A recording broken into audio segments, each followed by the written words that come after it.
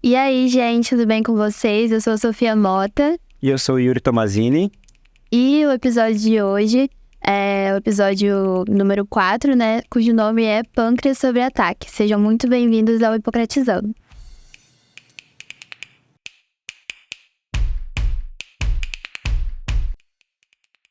Gente, vocês já conhecem a Euforia Platinum? Ela é uma empresa de formaturas maravilhosa, especializada em projetos de alta complexidade, com tudo personalizado para as turmas de medicina. Até porque a gente sabe, né? Ninguém faz uma formatura como Euforia. Eu amo. É isso aí, pessoal. A Euforia Platinum traz o melhor para a sua formatura. Agora, quem está com a gente também é a Londre Fórmulas, isso mesmo. A melhor e a maior rede de farmácia manipulada de Londrina e região.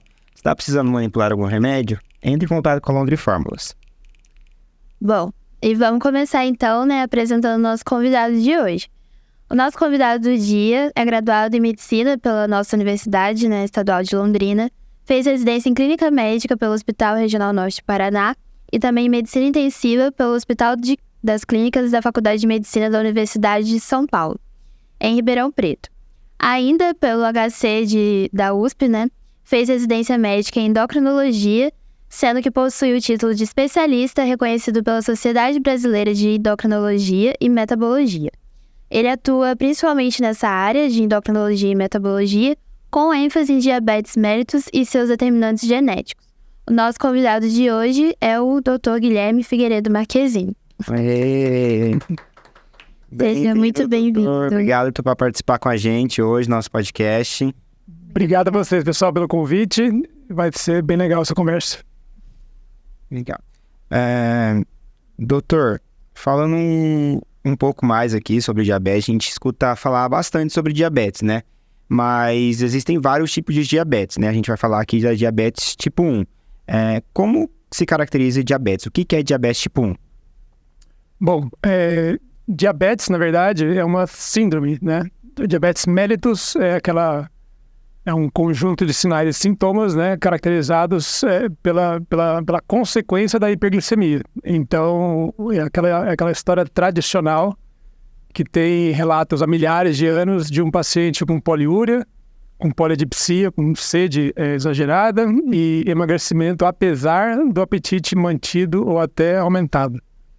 E essa hiperglicemia pode ser decorrente de vários mecanismos, e é daí que vem os tipos de diabetes. Uhum. Então, no tipo 1, o que acontece é uma falência na produção de insulina e quase sempre ela é imunológica, né? A gente tem autoanticorpos que atacam o pâncreas e impedem a função normal desse hormônio.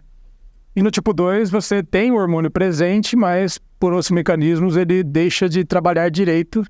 A gente tem uma resistência à ação da insulina e vai acabar... Até são doenças bem diferentes, na verdade, né? O que eles têm em comum realmente é a hiperglicemia. Uhum. Então a gente pode dizer que a diabetes tipo 2 é uma doença autoimune. Diabetes tipo 1... Tipo 1, isso, perdão. Tende a ser uma doença autoimune. Não é obrigatório que haja anticorpos dosáveis, nem nada do tipo. O que caracteriza a doença principalmente é a hiperglicemia e a necessidade de insulina para compensação do paciente. Doutor, e o quão determinante é a genética nesses casos? Ninguém sabe exatamente o papel da genética, né?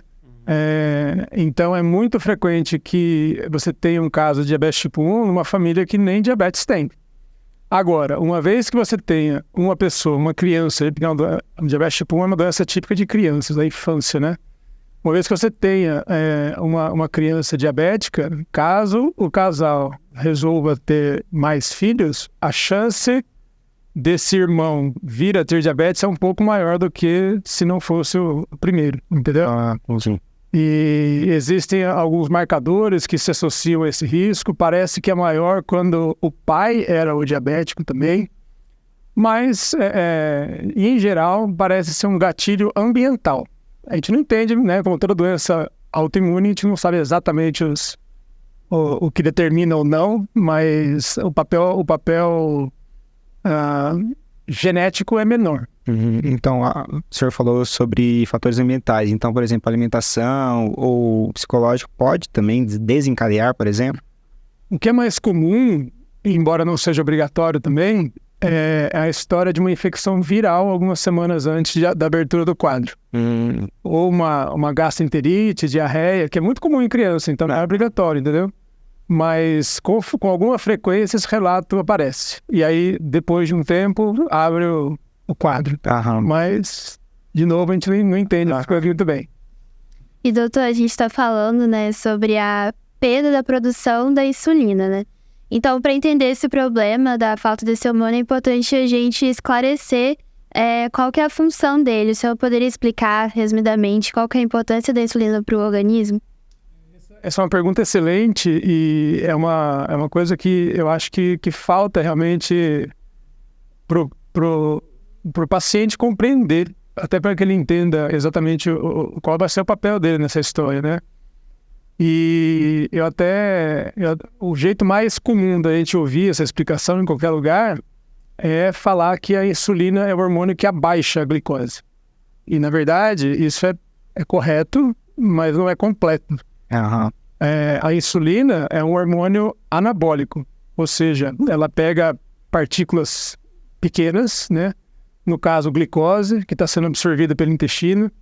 Ela pega ácidos graxos, que são as mini partículas de gordura que estão sendo absorvidas no intestino, e pega os aminoácidos, que são absorvidos na refeição, e ela os estoca. Então, ela não é que ela abaixa, porque falar abaixar, às vezes o paciente fica com a impressão que é uma mágica. Ou que esses nutrientes foram queimados. A gente queimou a glicose e ela sumiu. Ela está no seu corpo, ela não está mais no seu sangue, mas ela foi transportada e estocada, principalmente no músculo, um pouco no fígado, até no tecido adiposo pode ir um pouco, mas ela tá lá, ela entendeu? Ela não foi para lugar nenhum, ela só é igual colocar na despensa, entendeu? Então, o que acontece quando você não tem a função adequada da insulina, duas coisas acontecem. Primeiro que você faz uma refeição e não tem como retirar aqueles nutrientes do sangue. E essa é a marca do diabetes, né? A glicose sobe e sobe em todos nós. Se a gente fizer uma refeição que contenha carboidratos, vai subir. A diferença é que o diabético não tem a via de saída, ele não consegue processar o final da digestão. Então, falta insulina, ela não vai ser estocada, ela fica passeando pelo sangue mais tempo e a gente entende, a gente enxerga isso clinicamente como hiperglicemia e os sintomas decorrentes. A segunda consequência da falta da insulina é que ela é o grande modulador da resposta contrarreguladora. A gente tem mecanismos que estocam glicose, mas esse mecanismo tem duas vias, né? Quando a gente está em jejum, por exemplo, a gente precisa de outros hormônios que vão na despensa, tiram o que está estocado e repõem como se fosse na circulação. Sim. É o que impede a gente de ter hipoglicemia se você pular uma refeição, por exemplo. Entendeu? E é a insulina que manda neles. Então, na presença da insulina, eles são suprimidos, mas se não houver insulina, eles hiperrespondem. Eles não têm o controle, eles descontrolam e aí você começa a ter hiperglicemia mobilizando o que você tem estocado, catabolizando os estoques. Então, é por isso que o diabético tipo 1 pode piorar a hiperglicemia se ele faz uma refeição, se ele erra a dose da insulina, aplicou a insulina e ele, enfim, deu errado e ele viu a glicose subindo, mas ele também, com frequência, aliás, o tipo 2 também, pode perceber hiperglicemia quando ele está estressado. É muito frequente, né? As pessoas falam muito de diabetes emocional. Não existe diabetes causado e mantido pelas emoções. Mas existe um diabético que piora com as emoções. E o que acontece é isso. Um dos contrarreguladores é a adrenalina, o outro é cortisol, são hormônios do estresse. Quando vem um estresse realmente agudo e importante, esses hormônios aumentam e são hiperglicemiantes. Eles mobilizam estoques e a pessoa percebe uma hiperglicemia. Entendeu? Então, sem a insulina, esses hormônios tendem a sair de controle e a pessoa piora mesmo sem se alimentar. É o que faz o diabetes tipo 1 parar o tratamento, por qualquer motivo que seja, por inaderência, por sei lá, e vir parar aqui no hospital. Ele entra em cetoacidose, entendeu? Não precisa comer para ter hiperglicemia e para desencadear uma roda de doença muito mais grave depois. Então, eu gosto de chamar a insulina como o grande maestro metabólico do nosso corpo. É ela que determina se a gente vai estar num estado anabólico, prandial, após as refeições, de organizar o que você trouxe para dentro pelo garfo, ou de catabolizar e aproveitar e consumir, inclusive, o que você tem estocado, e aí sim a gente vai usufruir dessa energia. Mas não no primeiro momento, eu acho importante frisar isso, entendeu? No primeiro momento a gente come e só guarda, depois a gente gasta, entendeu? E em relação aos outros órgãos, essa baixa produção de insulina, ela pode influenciar também? Os órgãos? Sem ser o pâncreas, ela pode causar consequências? Olha, a insulina é um hormônio tão fantástico e eu acho, é meu preferido, né? O meu hormônio preferido. Porque ela justamente tem papéis importantíssimos em todo lugar.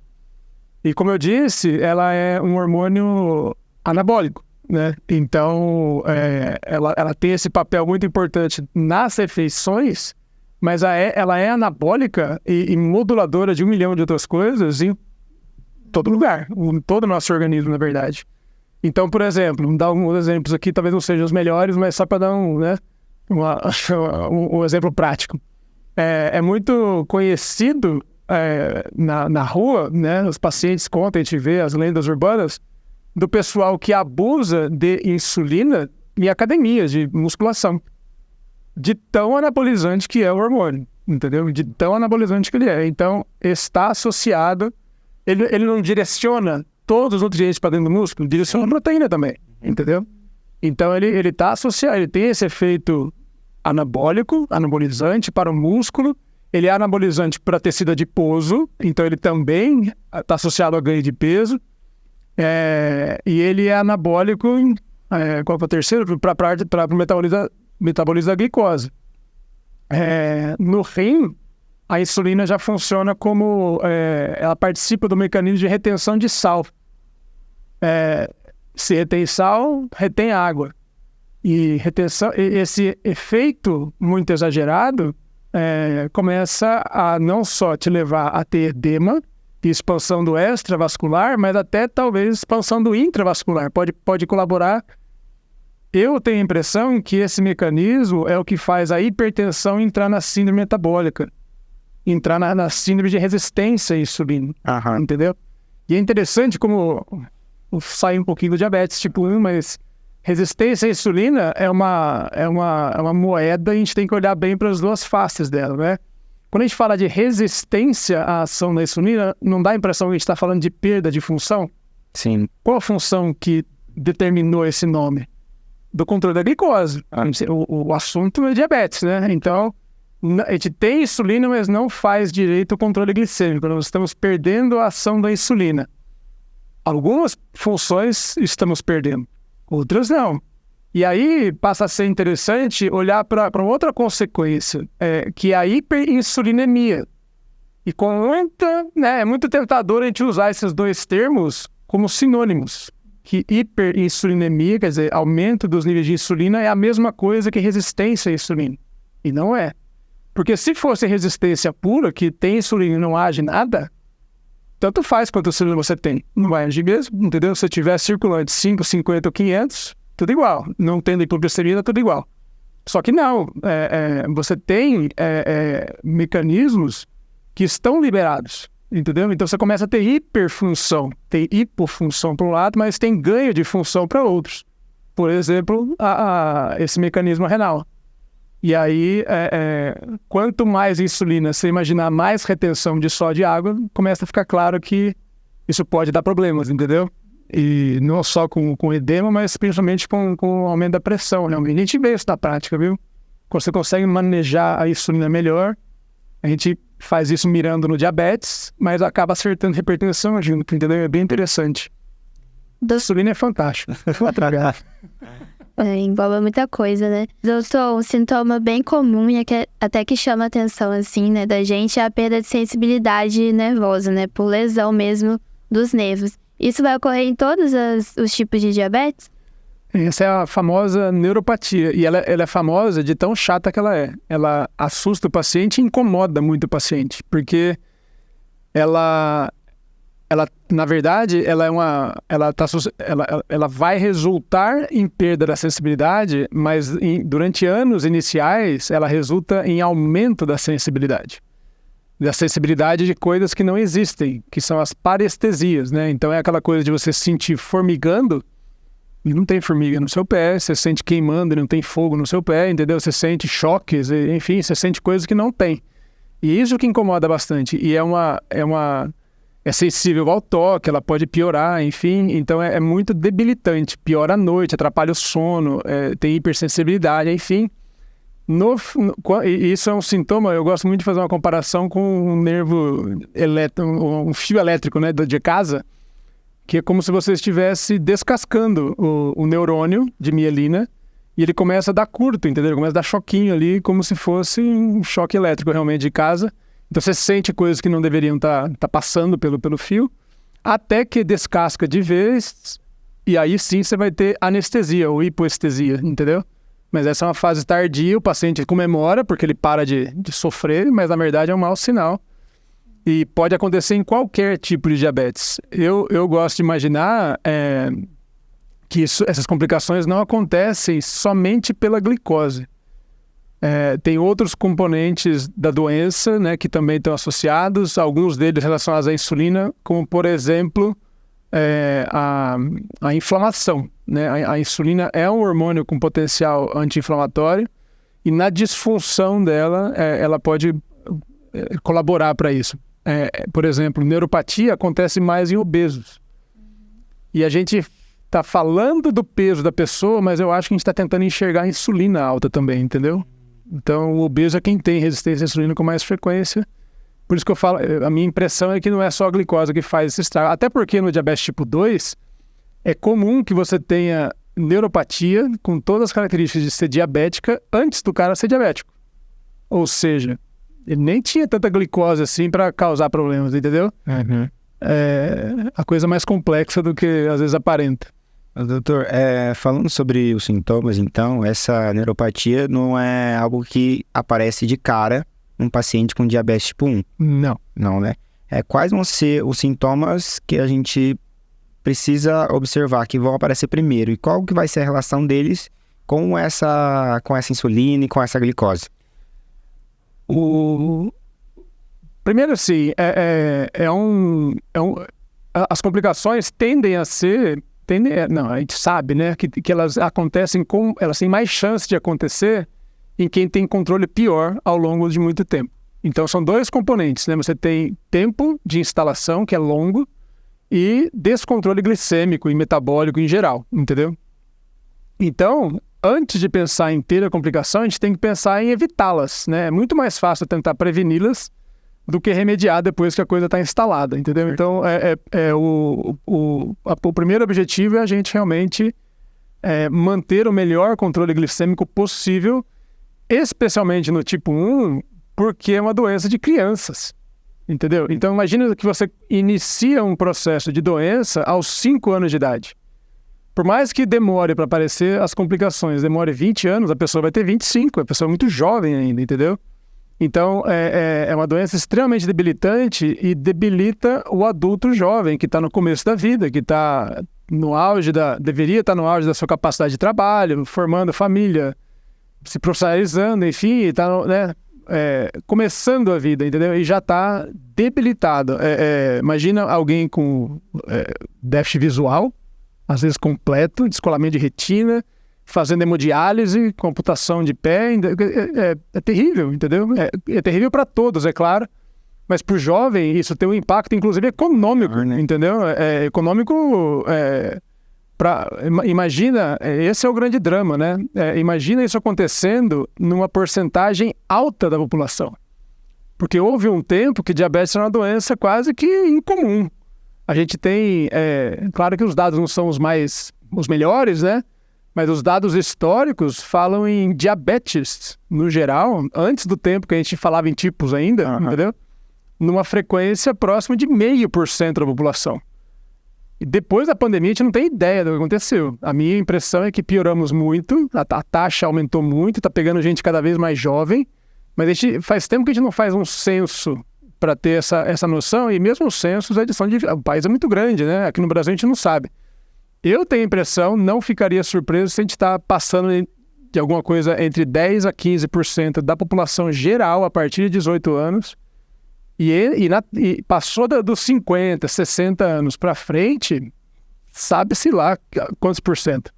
20, 30, entendeu? Assim, é muita gente envolvida nessa história, entendeu? Você imaginar que uma taxa disso vai ter todas as complicações que são caríssimas e debilitantes, isso sobrecarrega demais o sistema de saúde, a economia do país de verdade, entendeu? Muito sério isso. Mas, doutor, esses sintomas vão surgir de forma abrupta? Não, o diabetes é uma doença crônica, né? Ele tem algumas complicações agudas, mas tipicamente é uma doença que você maneja ao longo do tempo, entendeu? E quando o controle não fica muito bom, você fica mais exposto a ter as complicações crônicas também.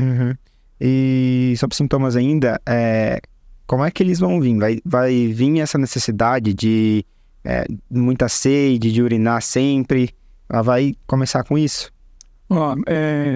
Tentar explicar de um jeito que eu gosto de explicar para meus pacientes, uma forma de encarar o diabetes tipo 1. Lembrando que o diabetes tipo 1 é a minoria. Quando você fala de diabetes mellitus, a enorme maioria são diabéticos tipo 2, né? Os tipo 1, a conversa sempre segue mais ou menos o seguinte roteiro. A gente fala que alguma coisa aconteceu, a gente está se referindo à produção de autoanticorpos que a gente não sabe por que começou, entendeu? Você mesmo começa a atacar o seu próprio pâncreas, que vai eventualmente falhar, deixa de produzir insulina e o caos é instalado, porque ele fica hiperglicêmico, ele perde peso, ele não consegue dormir mais, um monte de problemas. E aí a próxima etapa nessa conversa de explicar para as pessoas passa para a etapa de tratamento. Fala assim, você perdeu a produção de insulina, mas que bom que temos insulina para dar, entendeu? Então, a parte ruim da história, que é uma parte que as mães, por exemplo, sofrem muito, né? Falam assim, nossa, mas vai ter que furar a barriga X vezes por dia, furar dedo, etc e tal. Mas é o jeito de controlar e, enfim, a gente aceita e toca o barco, né? No meio desse caminho aqui, eu gosto de introduzir uma etapa extra, entendeu? Que é o seguinte, você atacou o seu pâncreas, ele parou de funcionar, entrou em falência, não produz mais insulina, e você se tornou fortemente intolerante à glicose. Eu acho importante frisar isso. E aí a gente tenta reduzir, né, equilibrar essa intolerância, não fica perfeito. A gente tenta equilibrar essa tolerância administrando insulina exógena. Por que é importante frisar isso? Porque esse é o desafio da pessoa. O desafio da pessoa é que depois que ele se tornou diabético, é muito difícil ele conseguir se alimentar como ele fazia, sem gerar grandes problemas, entendeu? Lembra que eu falei que a insulina é um hormônio? Claro que ela está presente 24 horas do dia, mas onde que ela é mais importante? Onde que ela realmente aparece?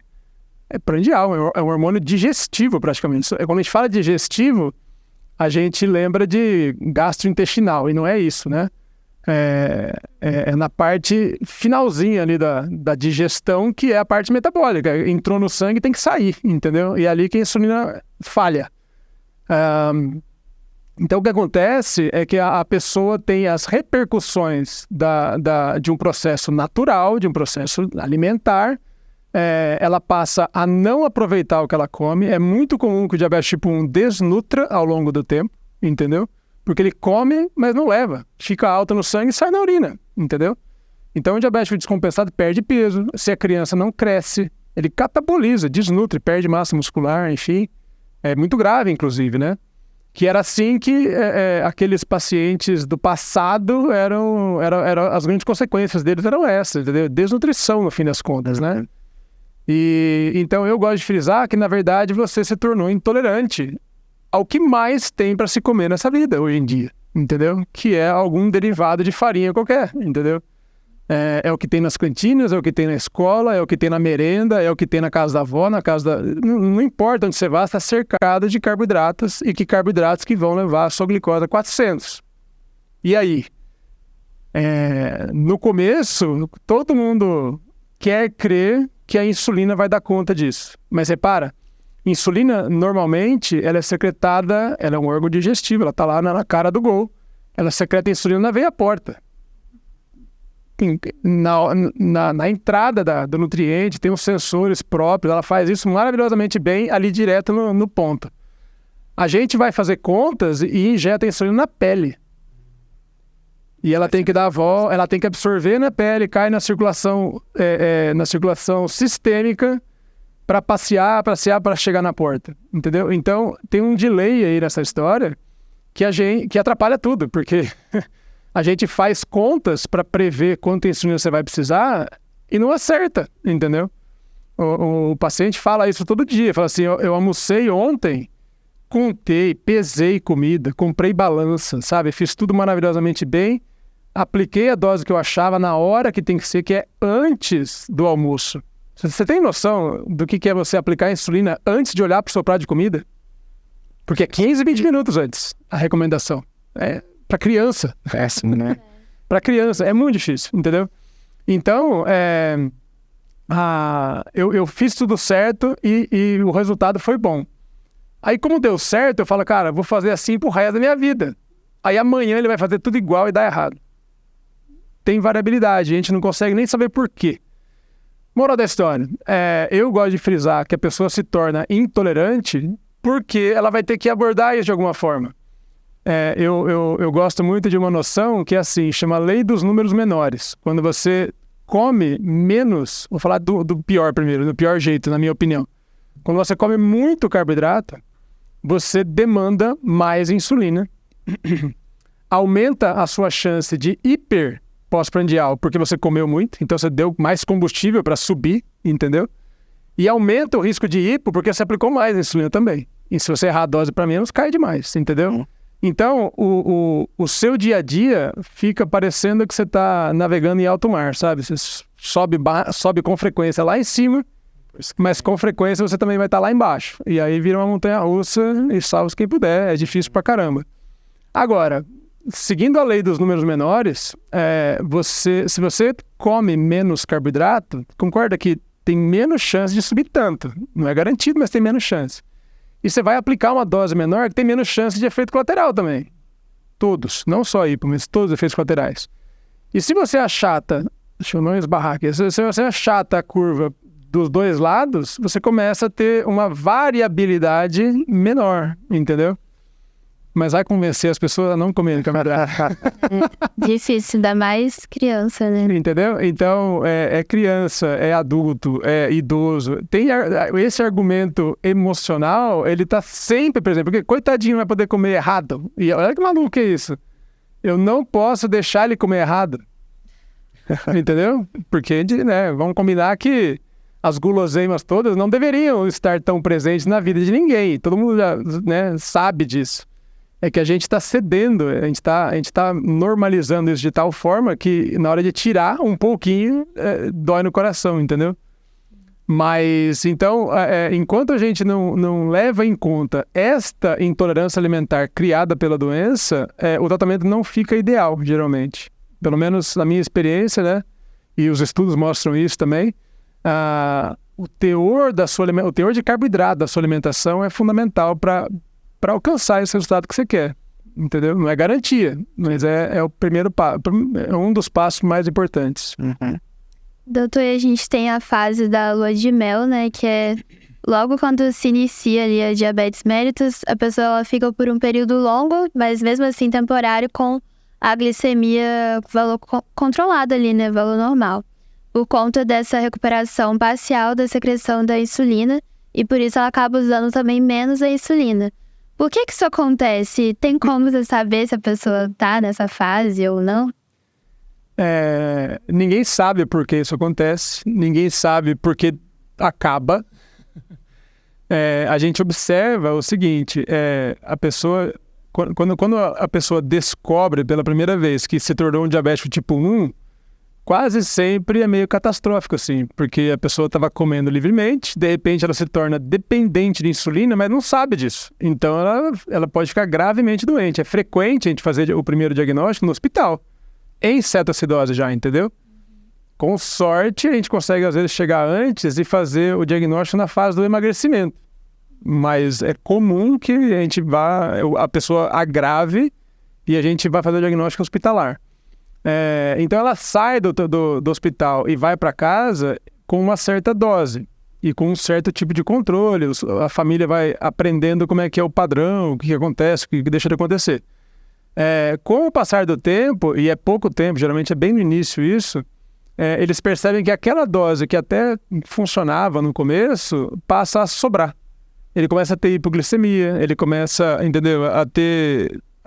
A demandar menos insulina cada vez menos. E vai baixando a dose até que para. E aí que vem a lua de mel, porque ele entra e faz as pazes com a doença e fica aparentemente até curado, entendeu? Mas, infelizmente, costuma durar pouco, né? E aí todo mundo... Enfim, é até meio cruel, né? Você tem a esperança de que deu certo, de que, sei lá, aconteceu alguma coisa, e pouco tempo depois, semanas depois, volta tudo, e aí volta com força, geralmente, né? Volta para a falência definitiva mesmo da insulina. Então não quer dizer que o paciente está saudável quando ele está nessa fase. Alguma coisa acontece e o pâncreas acorda. Aí que tá, a gente entende mal isso, né? Mas como tem um processo de poderia falar pancreatite, mas o certo é insulite, porque não é um processo do pâncreas inteiro, é específico da célula beta, né, da ilhota de Langerhans, então a gente fala que é uma insulite. E aí talvez flutue isso, talvez desinflame por algum motivo, enfim. Doutor, qual que vai ser a população mais afetada? É diferente homem e mulher, mais criança?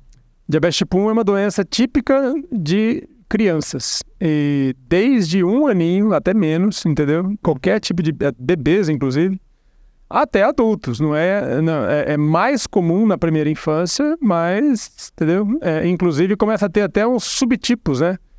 Tem a regra mais ou menos é o seguinte: quanto mais velho é a pessoa ao início, em geral a lesão pancreática tende a ser um pouco menos agressiva. Ele fica com o restinho lá de insulina e você nota que o controle glicêmico é um pouquinho mais fácil, entendeu? E aí existe um tipo de diabetes autoimune também, como se fosse o tipo 1, só que latente, ou seja, ele não é tão agudo, ele não acontece subitamente, e é no adulto. E essa sigla toda, em inglês, vira diabetes tipo LADA, diabetes latente do adulto, que é um diabetes de origem autoimune também, só que mais arrastadão, numa outra faixa etária, com comportamento um pouquinho menos chato, um pouquinho. Mas, enfim, tem pequenas variantes da mesma doença, praticamente. Doutor, e falando um pouco aqui sobre diagnóstico, onde que esse paciente vai chegar? Vai chegar no hospital, vai chegar no UBS reclamando?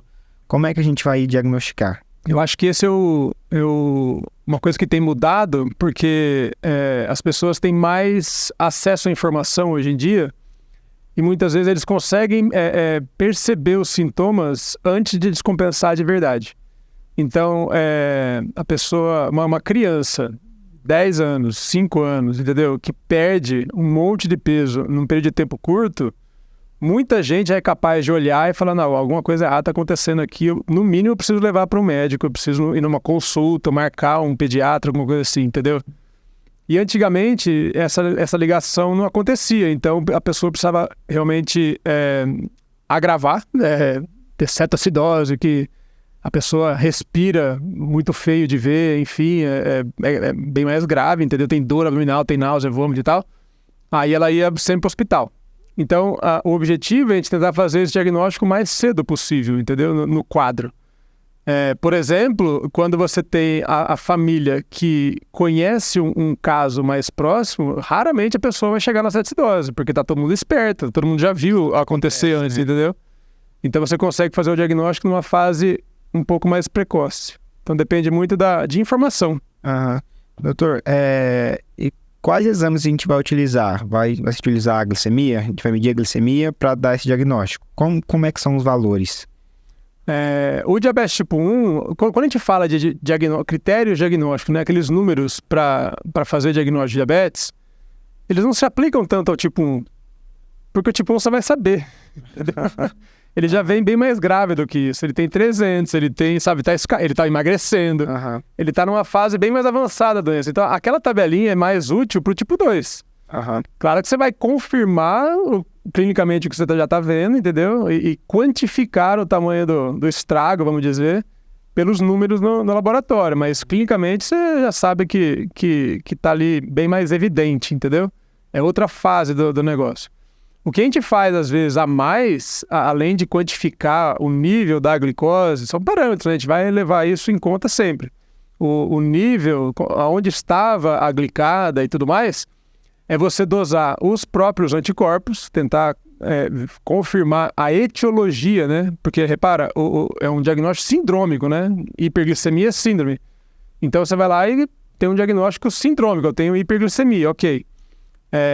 De qual causa? De qual etiologia? Então, vamos ver se é autoimune. Você vai lá e dosa os anticorpos para tentar confirmar uma doença, entendeu? E eu gosto muito, e às vezes é mais ou menos necessário, mas tem um exame que chama peptídeo C, que ele é um jeito um pouco melhor de analisar se o seu pâncreas ainda tem capacidade de produzir insulina.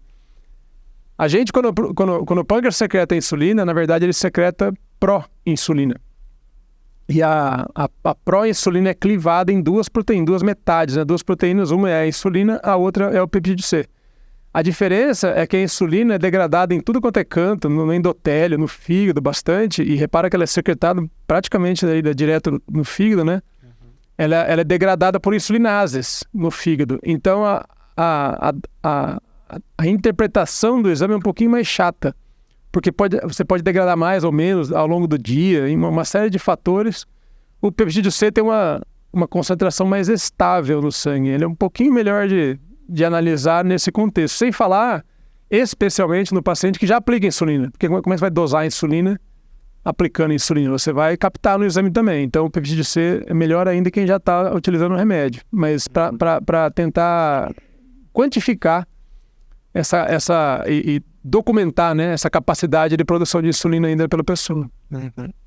E esse diagnóstico ele pode ser feito por qualquer profissional da atenção básica ou depende da análise assim do endocrinologista? Olha, o diagnóstico, como eu disse, ele é feito em pronto-socorro, ele é feito na UPA, ele é feito...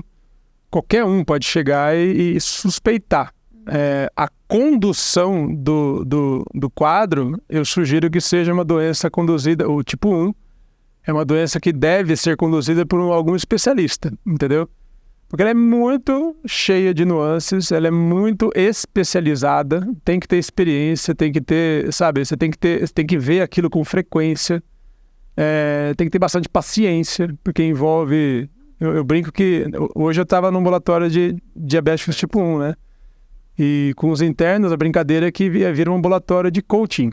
A gente fica lá estimulando a pessoa a se cuidar, entendeu? É difícil, né? Porque é trabalhoso e frustrante, então dá errado com frequência, tem que repetir, e a gente fica lá num trabalho psicólogo, /coach, /médico, entendeu?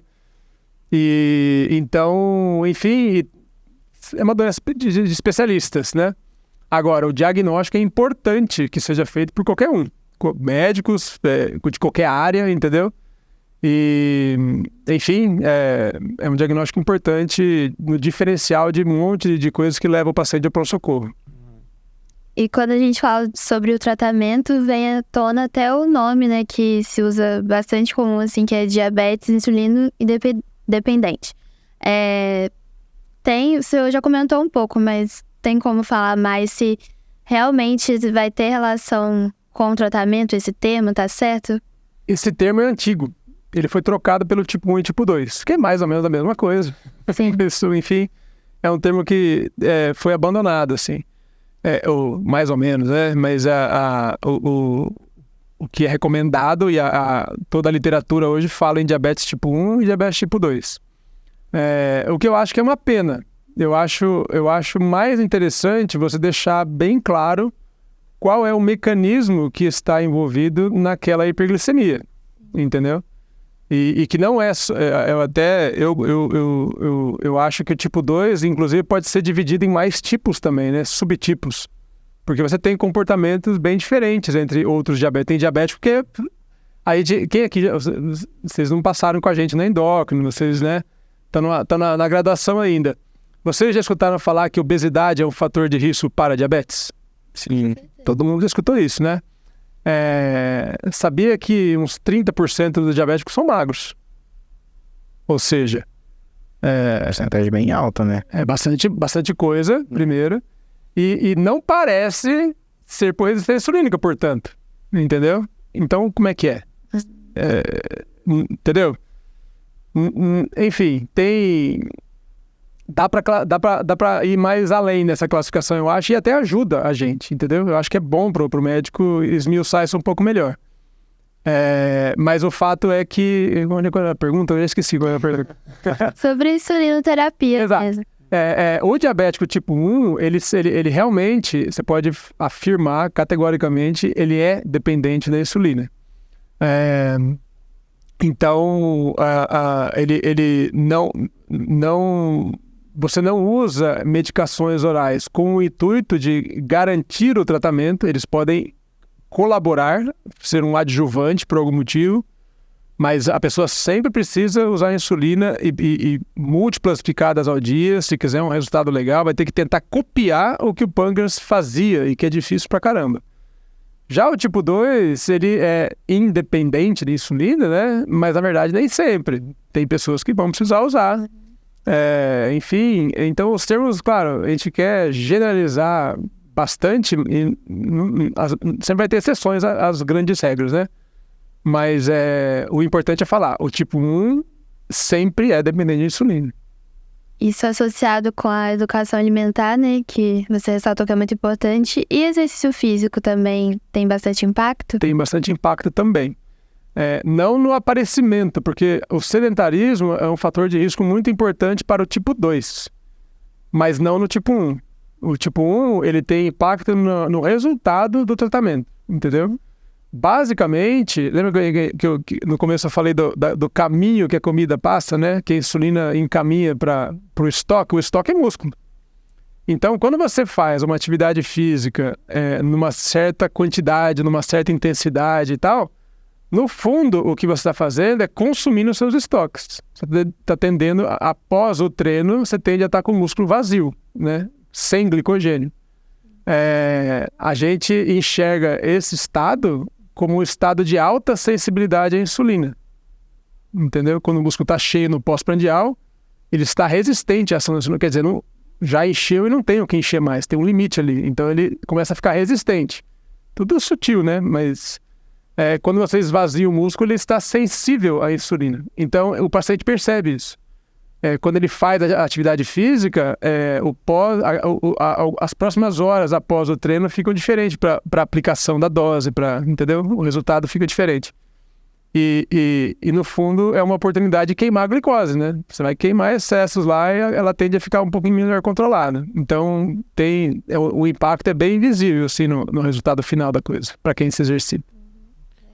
Ô, doutor, e existe, além da alimentação, existe alguns outros cuidados que o diabético tipo 1 tem que ter, por exemplo, álcool? O diabético tipo 1 pode ingerir álcool? Ninguém deveria ingerir álcool, vamos combinar. Álcool, por definição, é uma toxina, entendeu? Não sei se vocês com certeza já escutaram aquela história de que o álcool poderia ser bom para fatores de risco cardiovascular, aumenta o HDL e protegeria o coração. Caiu por terra essa história, tá? Não existe dose segura para consumo de álcool praticamente. Do ponto de vista epidemiológico, a curva começa a embicar no risco muito cedo, entendeu?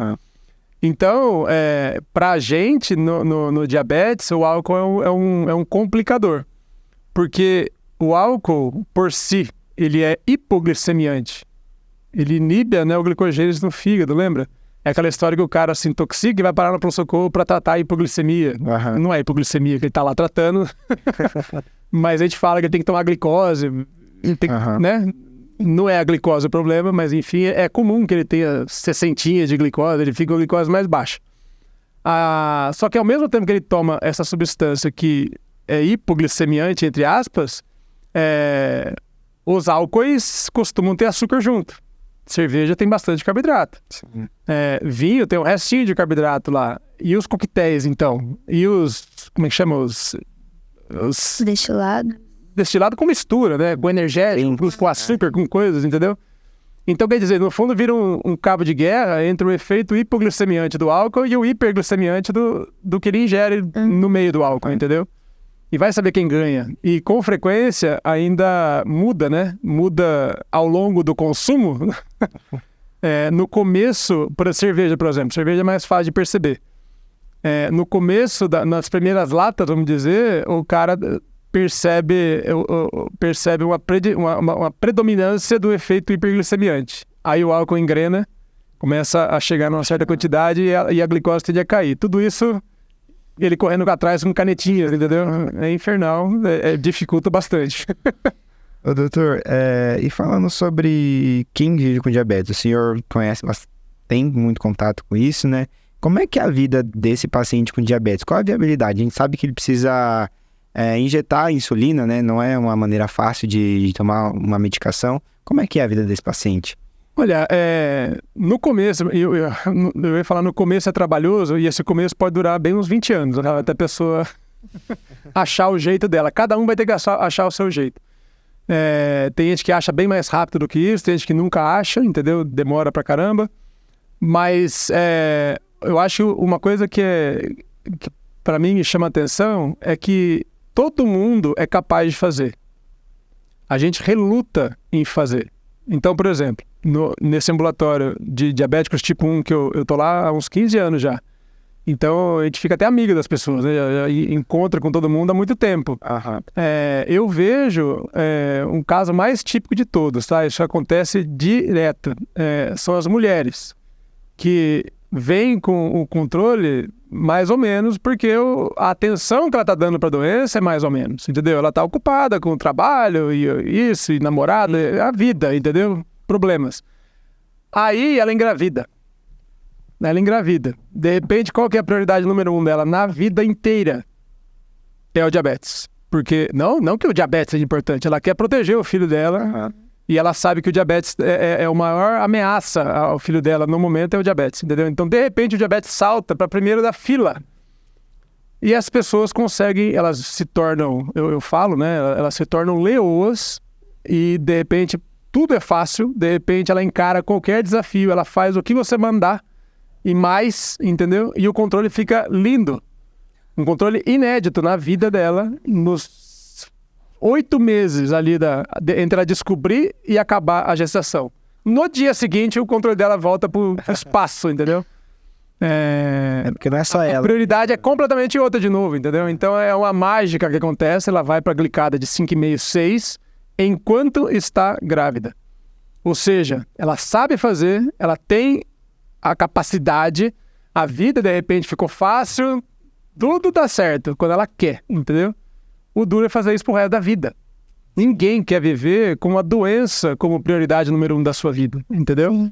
A gente quer se divertir, a gente quer beber, a gente quer sair, a gente quer comer coisa, a gente quer não pensar em doença 24 horas por dia, entendeu? Então, esse equilíbrio entre essa trabalheira, entendeu? E uma vida o mais normal possível é que é difícil. Não dá para ter uma vida normal, né?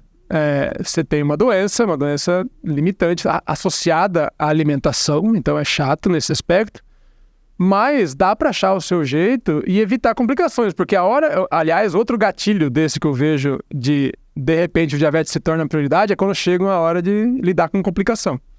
Então passa 10 anos, 15 anos, 20 anos, começou a formigar o pé, começou a borrar a visão, começou a sei lá o que na urina, todo mundo arregala um olho de medo desse tamanho e o diabetes volta a ser prioridade e o controle volta a melhorar de novo, entendeu? Então, é um equilíbrio. No fundo, é engraçado você pensar que todos nós fazemos isso, né? Você só sai da cama, você tem um motivo. Vocês não passaram no vestibular? Foi fácil? pouco. Mas vocês aguentaram, não aguentaram? Sim. Dá pra viver assim a vida inteira? Naquele ritmo? É a mesma coisa. É uma balancinha de custo e benefício que todos nós giramos, equilibramos isso para sair da cama, entendeu? E então, nesse sentido, dá para ter uma vida normal, dá para ter um bom resultado, dá trabalho, entendeu? E o ideal é a gente achar logo um jeito de ter menos trabalho para conseguir um resultado bom o suficiente. E aí o diabetes sai um pouco do centro da atenção, porque ele já está quase no automático, e aí você vai tocar o resto da sua vida, entendeu? Isso aqui demora um pouco. E a criança, então é mais chato também. Vem a adolescência, que é outro tipo de chato, porque Adolescente. tem outros desafios, entendeu? Mas à medida que a pessoa amadurece, dá para levar uma vida normal. E assim, eu sempre chamo a atenção que o diabetes, no começo principalmente, todo mundo que está envolvido, né, a família e tudo mais, tem a impressão que é a pior doença do mundo. E na verdade é uma doença chata, mas que tem solução. Então a pior não é não, entendeu? Dá pra ter um aspecto positivo e é engraçado, né? Assim, eu acho curioso. É muito frequente que um dos filhos numa família, tem 5 pessoas numa casa, entendeu? Um dos filhos fica diabético tipo 1 e é aquele drama, porque internação, e coitadinho tem que furar o dedo, tem que furar a barriga e não sei o que, sabe, problemas. Existe um período ali de acomodação e de aprendizado e de um monte de coisas. E é muito frequente que a família tenha que se envolver. Porque se o menino não pode comer doce, de repente compensa para a família Não comer. comer menos doce também, entendeu? Evitar de uma certa forma. Quer dizer, no fundo, eu já vi várias vezes casos onde o diabetes de um dos membros da família acaba melhorando e unindo mais a família, entendeu? Os reflexos desse cuidado maior esparramam para todo mundo que está perto. E no fim das contas, fala assim, nossa, parece que o diabetes nem foi tão ruim assim, entendeu? Tipo, teve um lado positivo da história. Uhum. Então, mas tem que ter maturidade a perceber isso também. Nem todo mundo percebe, não. E, doutor, existem diferentes formas de aplicar a insulina, não tem? Eu conheço uma que você consegue colocar atrás do braço. Tem. Está indicada para qualquer pessoa? É tudo insulina. Uhum. O que você precisa é dar insulina. Então, as formas de aplicar a insulina são... As mais antigas é a seringa. Até no posto estão usando hoje em dia ainda, né? Especialmente para tipo 2. Lentamente está sendo substituída pelas canetas de insulina. E a caneta ela é só mais prática. É a mesma insulina. A aplicação é muito parecida. Tem um êmbolo que empurra a insulina. Ele é mais preciso porque você gira tem um visor que fala ali 1 unidade por qual é a dose que você vai aplicar. E a agulha é bem mais fininha e mais curtinha. Mas dá para você achar uma seringa que tem agulha curta e fina também, entendeu? Não tem no posto, mas você pode comprar por fora. E depois você tem as bombas de infusão contínua de insulina, que é o jeito tecnológico chique de aplicar insulina, mas é tudo insulina, tá? São as mesmas insulinas, dentro de deve ser isso que deve ser essa maquininha que você viu. Parece menor que um telefone, assim, um pouquinho mais gordinha. Tem uma ampolinha de insulina lá dentro e tem um parafuso que vai empurrando a insulina lentamente para fora, entendeu? Todo mundo quando fala bomba de insulina, bomba de infusão de insulina, que aplica insulina 24 horas, etc. Dá a impressão que é um robozinho que está cuidando do seu diabetes para você. E não é assim, entendeu? Você manda naquela máquina lá. Então, se eu quero quero comer um sorvetão lá, um banana split, entendeu? Eu vou ter que ter uma ideia de quanto carboidrato tem ali, eu vou ter que ter uma ideia de quantas unidades de insulina eu preciso, e se for de caneta, eu mesmo vou aplicar, se for de bomba, eu vou apertar. Uhum. É o mesmo processo, só muda o ato final ali, entendeu? Mas eu quero frisar isso porque muita gente acha que a bomba vai melhorar o seu controle glicêmico. Não, você vai ter que fazer conta, você vai ter que fazer tudo igual, entendeu? E a bomba só vai aplicar de um jeito diferentezinho, com alguns probleminhas ainda, porque tem mais peças móveis, né? Vamos dizer. Tem um catéter de silicone. Imagina ser uma criança com um catéter pendurado do lado aqui, entendeu? Ele dobra, ele dá nó. ele arranca, ele tem um monte de, sabe, tem a bateria pode acabar. Eu falo isso porque acontece, entendeu? As pessoas entram em cetoacidose porque fez uma dobra no catéter. Entendeu? Então, tem prós e contras, é um trambolim, né? É uma pecinha maior, enfim. Tem gente que prefere, tem gente que não gosta, mas é tudo insulina e dá para ter um controle excelente do jeito antigo, tá? Isso que é importante frisar. Tô até puxando, né, para as complicações, a cetoacidose, por exemplo. Quais que vão ser os sintomas de uma cetoacidose diabética e quais são os cuidados, assim, que os profissionais têm que ter ao encontrar um paciente nessa situação? Muito boa pergunta. Então, quando você tem um mau controle glicêmico, você tem aqueles sintomas clássicos de polis, né? Poliúria, polidipsia, polifagia e emagrecimento. Claro que se for agudo, como na cetoacidose, você não vai emagrecer, entendeu? Às vezes não dá tempo, são questão de poucos dias, né? Mas os polis costumam estar lá porque a glicose sobe. Então, se a pessoa chega para você está de plantão na UPA, no pronto-socorro, sei lá onde e tal, tem um diabético, e é bom quando tem essa história, né? Tem um diabético tipo 1 que tá com pólis, tá com a boca seca, tá desidratado e tal, aparentemente ok. É só um diabetes descompensado, desidratado, você vai manejar essa parte. Agora, a cetoacidose, quando começa a acumular ácido, quando começa a passar para outra fase, você pode ter esses sintomas da hiperglicemia, desidratação em boca seca e sede e tal, mas costuma mudar de território, né? Quer dizer, tem outro grupo de sintomas que começam a aparecer, que são sintomas gastrointestinais de novo.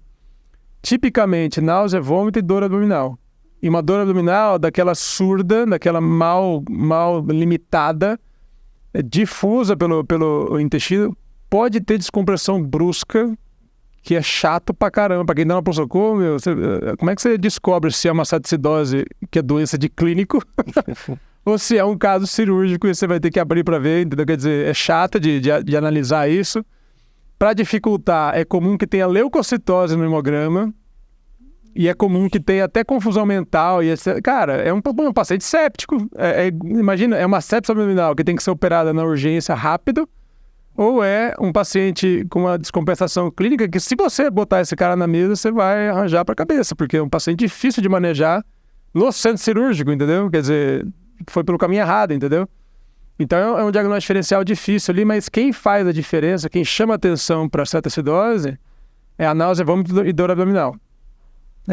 E que pode ser agravado numa outra etapa por taquidispneia, que é a famosa clássica, né? Respiração de Kussmaul, com aumento da amplitude, aumento da frequência, né? E em último, mais grave ainda, com alteração do nível de consciência. E começa com uma leve sonolência, vai para torpor, vai para coma, entendeu? À medida que vai agravando. Então, é diferente de hiperglicemia só com a boca seca, ou pressão baixa, alguma coisa assim, entendeu? E você ter um cara com outras complicações. Claro que do jeito que eu falei aqui, parece que é super fácil de captar, né? Tem que estar com o olho vivo ali, tem que estar... E principalmente quando chega um paciente já na fase do torpor. Ele não está falando coisa com coisa, se ele não tiver acompanhado, quem vai falar que ele é diabético? Quem vai falar que ele não aplicou insulina? Entendeu? É muito mais difícil de você fazer a suspeita, porque você vai pensar em 1000 outras coisas antes, né? E por ser uma doença autoimune, ela pode correr o risco de desenvolver outras doenças autoimunes também? Sempre, né? Sempre a gente tem que estar atento a isso também. O mais comum, até pela prevalência, né? pela taxa geral na população, é a tireoidite autoimune, né? Doença de Hashimoto é muito comum, relativamente comum, e a gente precisa ficar atento para adrenalite autoimune, da suprarrenal, que leva a hipercortisolismo, que também acontece com uma frequência um pouco maior em diabéticos. Não chega a ser super comum, mas tem que ficar sempre atento. Essas são as mais comuns, daí tem vitiligo, tem, enfim, várias outras aí que podem entrar no bolo. Doutor, falando, não sei se faz sentido, mas falar sobre prevenção. Ingestão de leite, ovos durante a infância pode afetar em alguma coisa, como desencadear uma alergia que leve? Não, que eu saiba, nunca li nada a respeito. A melhor hipótese que pelo menos é legal de pensar, mas é só uma hipótese, né? Uma teoria, é a teoria higiênica das doenças autoimunes. Você já escutou falar disso? Nunca ouvi. A teoria higiênica é o seguinte, tem algumas localizações no mundo que fazem a gente pensar nisso. Uma delas é lá na Escandinávia. Então, se não me engano, tem uma fronteira da Finlândia, que é um país rico, é um país desenvolvido, e, né, enfim, tem um sistema de saúde fantástico, etc. Tal. E eu brinco assim, é um país mais limpinho, mais azulejado, entendeu? Então, é um país desenvolvido, urbanizado e tudo mais. Só que passa uma fronteira que divide com uma zona, um canto lá da Rússia. E é o mesmo povo, eles têm a mesma origem genética, eles estão no mesmo ambiente, é o mesmo tanto de sol, porque falam da vitamina D, falam de um monte de coisa, estão no mesmo clima, mesmo solo, até hábitos parecidos, porque eles são o mesmo povo realmente, só que tem um divisor geográfico ali, entendeu? Político e econômico e tal. E a Rússia, na zona rural da Rússia, eles são bem rurais, entendeu? Então é pé no chão, bicho de pé, lombriga, sei lá o que. É outra realidade, entendeu? É bem menos desenvolvido, entendeu? E apesar de serem povos muito parecidos, a taxa de diabetes tipo 1 na Finlândia não só é enorme, é uma das maiores do mundo, como está em ascensão, e na Rússia não. Na Rússia ela é bem mais baixa, entendeu? Na mesma geografia ali, entendeu? Então, essa é uma hipótese que me faz pensar assim, porque a teoria higiênica fala que quanto mais antígenos você consegue se expor nessa fase da infância, mais você treina o seu sistema imunológico a reconhecer ou repelir o self, o que não é self, entendeu? O que não é o seu eu próprio, entendeu? É a parte que eu mais gosto, é a teoria que eu mais gosto, porque as outras, elas não são tão boas de explicar globalmente a coisa, né? Enfim. Beleza. Bom, doutor, então a gente discutiu bastante coisa aqui, né? Até sobre diabetes tipo 2 também, comparando com a tipo 1. Então, o que é importante frisar para a gente terminar sobre a diabetes tipo 1? Diabetes tipo 1 é uma doença autoimune, onde a pessoa tem uma intolerância alimentar, essa parte eu queria frisar. Ela tem uma intolerância alimentar, ela não processa alimento do mesmo jeito que os não diabéticos, entendeu? E a gente pode tentar compensar esse problema, essa intolerância, simplesmente aplicando mais insulina. Mas o fato é que essa equação não é perfeita e o resultado tende a ser um pouco pior. A pessoa tende a patinar um pouco mais para chegar onde ela quer, entendeu?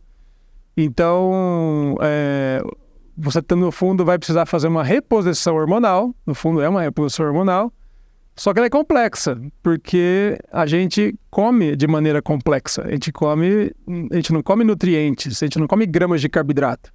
É carboidrato, tem gramas de gordura, gramas de proteína, na ordem certa, no preparo certo, enfim, doses, tudo importa, entendeu? Por um lado isso é um desafio, por outro lado também é a solução, né? Quanto mais você simplificar essas regras e conseguir mantê-las parecidas todos os dias, eu acho que isso tende a facilitar bastante a vida do paciente. Mas é uma doença limitante e que até hoje, pelo menos, a gente diz que é uma doença sem cura, né? Uma doença que a gente não temos muitas soluções no horizonte, sabe? A gente torce para a tecnologia dar um jeito de melhorar o algoritmo e conseguir. Aí sim, né? Imagina que maravilha seria você ter um sensor de glicose contínuo que a gente já tem, que converse com a bomba de insulina que a gente já tem, mas que consigam tomar decisões sozinhas. Aí você teria um pâncreas artificial. Esse seria o perfeito, mas a gente estão tentando faz tempo e pelo jeito é mais difícil do que eles imaginavam no começo. Mas esse é o plano, né? Talvez com os GPTs aí, com os inteligência artificial daqui para frente, a gente consiga aperfeiçoar mais esse algoritmo, né? Mas por enquanto, por incrível que pareça, a gente está tratando diabetes de uma forma muito parecida com lá o primeiro paciente, quando inventaram a insulina, entendeu? A gente faz o mesmo tipo de injeção há 100 anos, né? Então... Tomara, né? Doutor, muito obrigada pela participação, a gente ficou muito feliz e a gente sabe, né, a importância de falar sobre isso não só para a população, mas também para os nossos ouvintes que vão ser profissionais ou que já são também, chamar atenção para isso. Muito obrigado, doutor. Ficou muito claro a importância da gente se cuidar, de quem tem diabetes, fazer esse acompanhamento, né, fazer essas refeições de maneiras corretas e levar uma vida de maneira correta com acompanhamento. Muito obrigado por participar com a gente agradece muito. Obrigado a vocês pelo convite, obrigado pela lembrança aí do meu nome, tá? Estou sempre à disposição, eu gosto bastante de falar sobre isso, sobre insulina. Tamo junto, tá bom? E é isso, gente. Muito obrigada por terem ouvido e assistido o nosso episódio. Até o próximo. Fiquem ligados nas nossas redes sociais. Esse foi o nosso 4º episódio e até o nosso último episódio dessa temporada. Tchau.